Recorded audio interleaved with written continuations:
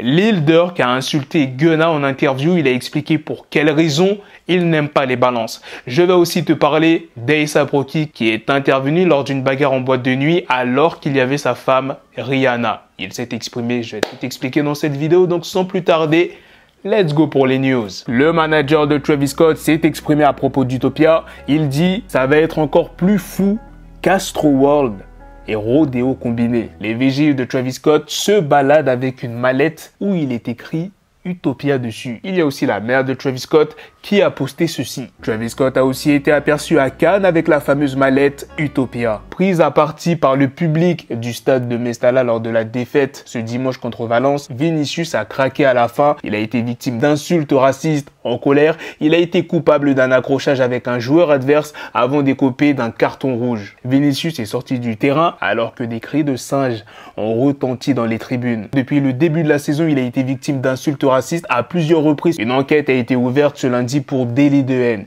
Il y a pas mal d'artistes qui ont réagi comme SDM et Gims. Il dit tous les week-ends c'est la même. Ces gens-là n'ont pas leur place dans un stade. Il faut sanctionner pour de vrai maintenant. Dadju, tout comme Gims, a partagé son mécontentement envers Dawala, qui je le rappelle est le patron de leur label de musique Watibé. Dadju se sent piégé par Dawala, tout comme d'autres membres du groupe de musique. Il dit lors d'une interview sur la chaîne YouTube WSL, j'ai demandé l'avance à Dawala pour pouvoir la donner à ma daronne et il me l'a donnée sauf qu'il me l'a donné d'une manière qui n'était pas la bonne.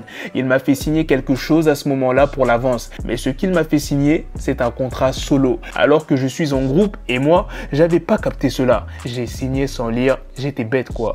J'ai signé sans lire et 4 ans après, il me dit, le contrat que tu avais signé au moment de prendre ton avance là, tu es avec moi maintenant, tu ne peux pas bouger. C'est de là que nos problèmes ont commencé. Je t'ai demandé quelque chose, tu m'as fait signer quelque chose, mais tu ne m'as pas dit que c'était ça. Une femme de 24 ans est morte après avoir tenté de s'accrocher à son TGV parti sans elle lors d'une escale. Elle a fini par lâcher prise plusieurs kilomètres après le départ entre les gares de Saint-Raphaël, Valescure et Cannes. 58% des Français pensent que chaque enfant ne bénéficie pas des mêmes chances à l'école. Récemment, Rich the Kid s'est retrouvé au centre d'une polémique suite à des allégations de tromperie. Il a présenté des excuses publiques à sa fiancée qui est Tory Brix via un post sur son compte Instagram.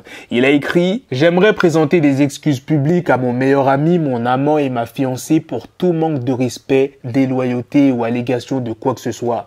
Je suis un homme adulte, j'ai mal agi et je l'avoue et je demande pardon à une belle femme forte qui s'est occupée non seulement de moi, mais notre famille depuis des années. Je ne suis pas comme ces autres, je sais que je me suis trompé et que je vais réparer ça. Je t'aime. Tory Brix, je suis tellement désolé. » Il semblerait que Tory ait accepté ses excuses et ils sont de nouveau ensemble, mais cette affaire ne s'arrête pas là. Il a été révélé que Rich the Kid avait été poursuivi en justice car il devait 35 000 $ à une femme anonyme qu'il a mise enceinte. Les deux avaient conclu un accord pour qu'elle avorte et qu'elle garde le silence, mais il ne lui a donné que 10 000 $ et la femme, ce qu'elle a fait, eh bien, c'est qu'elle a porté plainte. Un nouvel album commun arrive entre les deux artistes, Metro Boomin et Nav. Le nom du projet s'appelle Perfect Timing 2. Mig vient de sortir le premier extrait de son projet Ok Ok. C'est lors d'une récente interview sur le podcast Off the Record que Lil Durk s'est exprimé sur la situation de Gunna en précisant clairement qu'il allait dire les termes. Lil Durk a révélé que la raison pour laquelle il a tant de haine pour les balances est que l'une d'elles a enlevé son père à son jeune âge, le laissant être seul avec une femme sans un modèle masculin fort pour lui ouvrir la voie. Je ne suis pas ici pour jouer à des jeux, mec.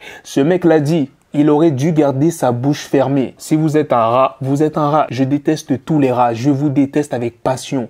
Cela m'a enlevé la moitié de ma vie. Cela a enlevé mon père. Et c'est quelqu'un dont j'avais besoin. Je ne me suis jamais désabonné de son Instagram. Je ne sais pas pourquoi je ne l'ai pas fait. Je ne prends tout simplement pas Instagram et tous ces trucs au sérieux. Pour ceux qui ne le savent pas, le père de Lil Durk s'appelle Dante Banks. Il a été arrêté en 1994 alors que son fils, Lil Durk, n'avait que 7 mois. Il a été condamné pour avoir été à la tête d'un gros trafic de cocaïne à Chicago. Les policiers avaient notamment retrouvé sur lui 8 millions de $ ainsi que 6 kilos de cocaïne. Son père a été libéré en 2015 après 20 ans passés derrière les barreaux. All My Life de Lil Durk et J. Cole débute à la 2e place du Billboard Hot 100. A$AP Rocky est intervenu lors d'une bagarre en boîte de nuit avec Rihanna. Il s'est exprimé « J'ai ma femme enceinte ici. agissez comme des gentlemen quand vous êtes en sa présence. Le milliardaire et cofondateur de PayPal, Peter Thiel, a récemment fait une annonce très intrigante. Il veut être cryogénisé. Pour ceux d'entre vous qui ne sont pas familiers avec le concept, la cryogénie est une procédure où le corps est conservé à des températures extrêmement basses, généralement dans l'azote liquide, avec l'objectif de le ressusciter à l'avenir. Thiel, connu pour sa volonté de prolonger la vie, il prend des pilules dormantes de croissance tous les jours dans l'espoir de vivre jusqu'à 120 ans. Il a expliqué lors d'une récente interview qu'il allait se faire cryogéniser après sa mort. Pour Thiel, c'est plus qu'une simple tentative de résurrection.